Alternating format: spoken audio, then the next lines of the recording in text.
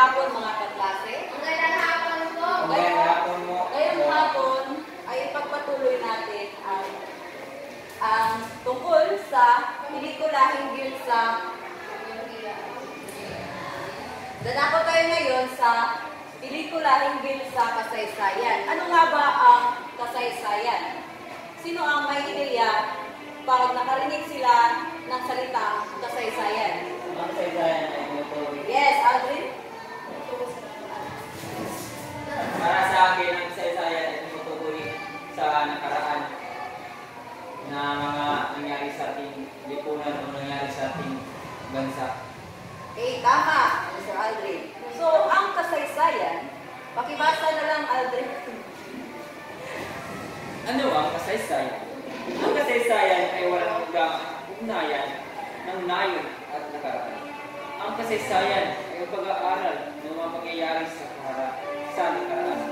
Ang tao at ang mga panahon, ito ay naglalayong maunawaan ang mga sanhi at apekto ng mga pangyayari sa nakaraan at ang kanilang kaugnayan sa ating lipunan. Okay, maraming salamat, Mr. Aldrin. So, ang kasaysayan, ito ay, pag sinabing kasaysayan, ito ay tungkol sa nakaraan o kung ano yung nangyari, kung ano yung ginawa ng mga bayani upang maipaglaban ang ating bansa. So, ito ay ang kasaysayan ay pag-aaral ng pangyayari sa nakaraan, mga tao at mga panahon. Ito ay naglalayong maunawaan ang mga sanhi at epekto ng mga pangyayari sa nakaraan at ang kanilang kaugnayan sa ating kasalukuyan. So, maaaring ipakita ng mga pelikula ang mga sumusunod. Una nito, mga pangunahing kaganapan. So, maaaring ipakita ng mga pelikula ang mga pangunahing kaganapan sa kasaysayan tulad ng mga digmaan na ito ay noong panahon ng kolonyalismo. So, digmaan, revolusyon, at mga mahalagang pagbabago sa lipunan. So, ito yung mga history, diba history. Pangalawa ay mga tao sa kasaysayan. Sino yung mga bayani o sino yung mga tao na naghihirap upang matulungan ang ating bansa. So, para ipakita ng mga pelikula ang mga buhay ng mga mahalagang tao sa kasaysayan tulad ng pinuno, bayani, at mga ordinaryong tao na nagkaroon ng malaking impluensya sa kanilang panahon. So, halimbawa na dito, yung General Luna, yung Batang General. So, meron silang pelikula. Tama? Tama. Okay, so pangatlo, mga kultura at tradisyon. So, maaaring ipakita ng pelikula ang kultura, tradisyon at pamumuhay ng mga tao sa iba't ibang panahon. So, dahil nga marami ang sumasakop sa ating bansa noong unang panahon, ay naghalo-halo yung mga kultura na-adapt sa ating bansa. So, pang-apat ay mga epekto ng kasaysayan. So, maaaring ipakita ng pelikula ang mga epekto ng kaganapan sa kasaysayan sa mga tao at sa lipunan. So, maraming epekto kung ano yung ginawa nila noong unang panahon. Isa na dito ay freedom. Malaya tayo sa panahon ngayon dahil yon sa ginawa ng mga tao noon na pinaglaban ang ating bayan.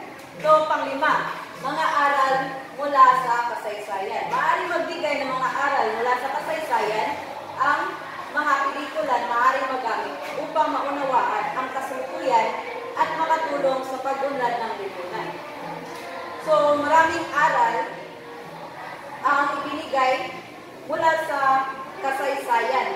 Makikita natin to sa pelikula kung nanonood kayo ng pelikula na hinggil sa kasaysayan. So, maunawaan natin ang kasalukuyan at makatulong sa pagbulan ng lipunan. Ngayon, ito ang isa sa halimbawa ng pelikula. Sino dito ang nakapanood ng Goyo, ang Batang Heneral? Ikaw niya. Nakita niyo pero nakalimutan niyo sa kwento, ma'am. Tungkol ito sa pinakabatang Heneral. Sige nga rin. So, ang pelikulang Goyo ay hindi lamang isang kwento ng pakikipaglaban, kundi isang pagsilip sa isang mahalagang bahagi ng kasaysayan ng Pilipinas. So, naglalayong magpakita ng isang pananaw sa buhay ni General Gregorio del Pilar.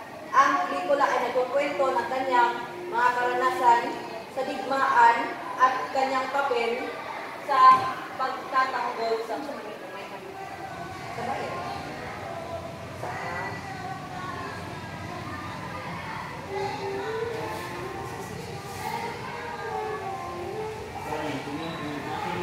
So, nakapanood na ba kayo nito?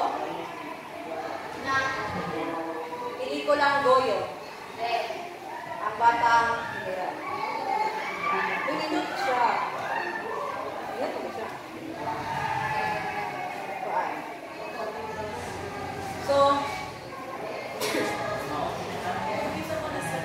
ang Goyo, ang Batang Heneral, ito ay pelikulang Pilipino na nagkukwento tungkol sa buhay ni General Gregorio del Pilar, isang bayaning Pilipino na nakipaglaban sa digmaang Pilipino-Amerikano. So,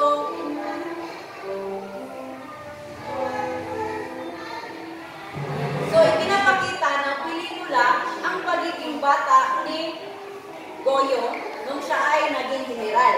Sa murang edad ay pinamunuan niya ang mga sundalong Pilipino sa digmaan laban sa mga Amerikano.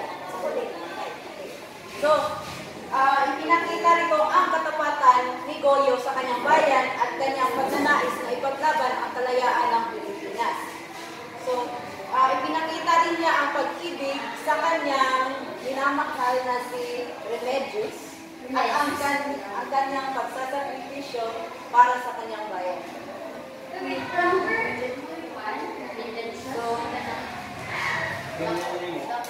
So, namatay si Gregorio del Pilar sa labanan sa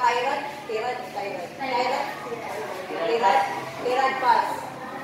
Ang kanyang pagkamatay ay simbolo ng tapang at pag-ibig sa bayan. So, ang pelikulang ito ay nagpapaalala sa atin ng kasaysayan ng Pilipinas at ang bayani nagtanggol sa ating kalayaan. Ngayon, ang pangalawang pelikula na hinggil sa kasaysayan ay General Luna. Pakibasa ang slide. General, kanino ka question ng siran? O ikuan siya, isa na dito. Ang General Luna ay isang pelikula na nagpapaalala sa atin ng kasaysayan ng Pilipinas at ang mga bayaning nagtanggol sa ating kalayaan. Ipinapakita rin nito ang mga hamon at pagsubok sa kinaharap ng ating mga nisunod sa pagkamit ng kalayaan. Okay, maraming salamat, Miss Kylie. So, sino ang nakapanood ng pelikula ng General Luna? Anyone? Wala po. General Luna? Wala. Hindi ko Ma'am. Hindi na watch. Ano masasabi mo sa... Ang kwento nito ay nagsasalaysay kung paano tayo tratuhin ng mga Amerikano sa panahon ng kanilang pananakop. Ilog daw yun. Sa kanilang pananakop. Kung saan ay mayroong kasiguan ng Amerika at ang Espanya na bibili lamang ang Pilipinas sa halagang 2 milyong dolyar, kung saan hawak na ng Amerika ang anumang sistema o ekonomiya ng Pilipinas. Ang mga pangyayari nito ay nakapokus sa mga ginagawang General Luna sa pagprotekta ng ating soberanya ng ating bansa laban sa mga mananakop. Okay, maraming salamat.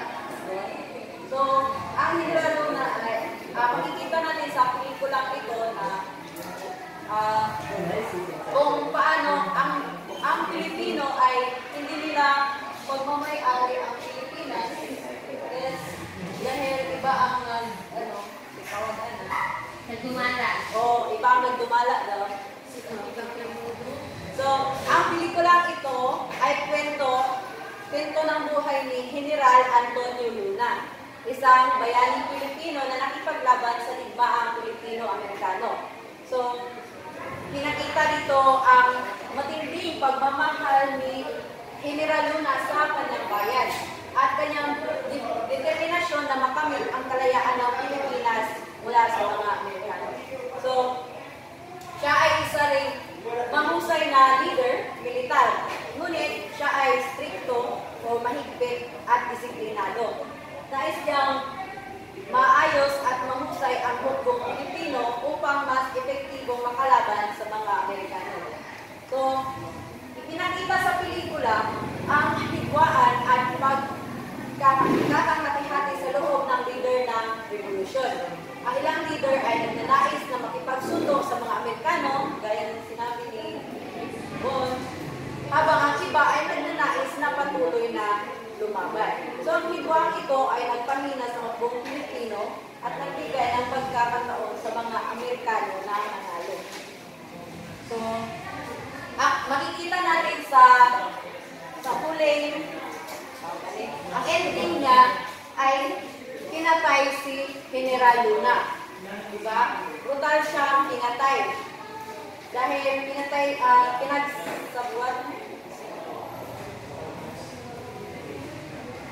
So, ang kanyang pagkamatay ay simbolo ng pagkawala ng isang mahusay na leader at ng pagkabigo ng revolusyon.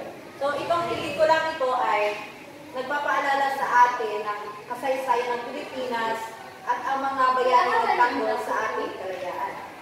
Pinakita rin dito ang mga hamon at pagsubok na kinaharap ng ating mga ninuno sa pagkamit ng kalayaan. So, hindi lang ito ang pelikula na hinggil sa kasaysayan. Marami pa, ngunit dalawa lang ang maipakita ko sa inyo. Ito ang mas kilala. So, kung ako sa inyo, manood na kayo. Di ba, Ria? Yes po. Oo. Dahil maganda ang maganda ang pelikulang to. Kasi hindi na tungkol siya. So dapat Ate Ray, yes. Oh, traitor. Kanila mismo Pangulo ng panahon yan ay pinagsamantala. Oh. Gamit ang kanyang pagkapangyarihan ay pinapatayan niya si General Luna, pero hindi sa pamamagitan ng lantad na papatay, kundi sa pamamagitan ng pag-utos sa mga tauhan. At sa panahon niya, hindi yan natukoy kung sino ba talaga. Ang totoong pumatay na ito. Dahil mismo ang pamahalaan ang protekta sa mga tao Pumatay. sa papatay. Okay. So, ang misteryo ng General Luna na pelikula ay kung sino talaga ang tunay na nagpapapatay kay General Luna. So, yun lang at maraming salamat.